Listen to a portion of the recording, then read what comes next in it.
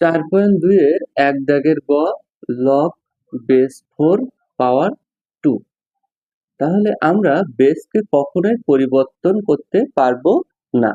তাহলে পাওয়ারকে আমার বেজে পরিণত করতে হবে। 4, তাহলে আমি পাওয়ারকে বেজে পরিণত করলাম। কিন্তু আমার পাওয়ার ছিল কত? 2। তাহলে 4 কে যদি আমি রুট দিই তাহলে ওর মান হবে 2। তাহলে log 4 পাওয়ার 4 রুটের মান 1/2।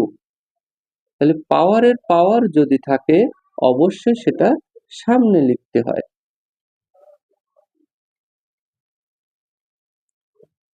1/2 ইন্টু 4 পাওয়ার 4, বেজ এবং পাওয়ার যদি একই হয় মান হবে 1।